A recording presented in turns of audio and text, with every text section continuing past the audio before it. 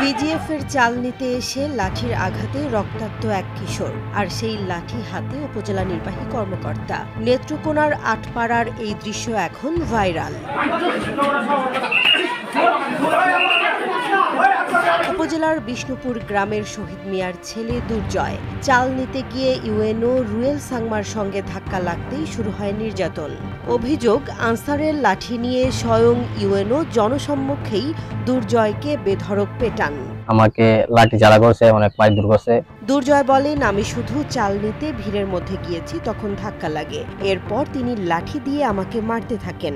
অনেক লোকজন ছিল, তারপর ইউনুস স্যার আসার পরে একটা বাস ছিল, ওই বাসটা খুলে দিছে।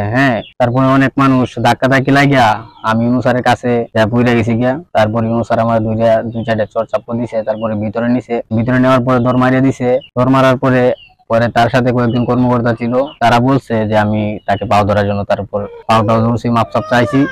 নিজের চোখে দেখেছেন বলে জানান ভুক্তভোগীর চাচি। বলেন, তিনি মাফ চেয়েছেন, কিন্তু ইউএনও কোনো কথা শোনেননি।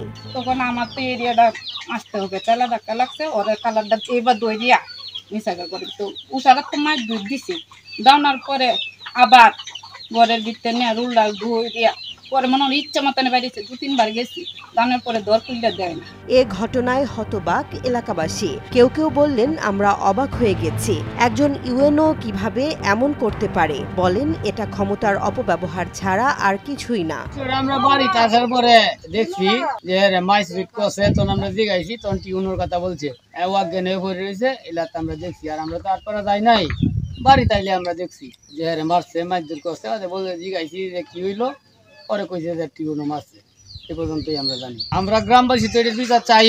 একেবারে সে গরিব মানুষ, চাউল আনতে গেছে, অন্যায় ভাবে যদি তারা মারিয়ে থেকে দেয়, তো এটা আমরা বিচার চাই। ঘটনার পর থেকেই এলাকায় উত্তেজনা ছড়িয়ে পড়েছে।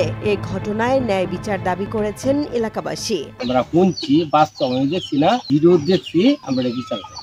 বিষয়টি জানতে আটপাড়া উপজেলা নির্বাহী কর্মকর্তা রুয়েল সাংমার সঙ্গে একাধিকবার যোগাযোগের চেষ্টা করা হলেও তিনি ফোন রিসিভ করেননি। মারধর করছে, আমার এই হাতটা মধ্যে ব্যথা পাইছিলাম, আর পিঠের মধ্যে ব্যথা পাইছিলাম। এই দুই জায়গায় একটু ভালো ব্যথা পাইছিলাম, জখম হয়ে গেছিল।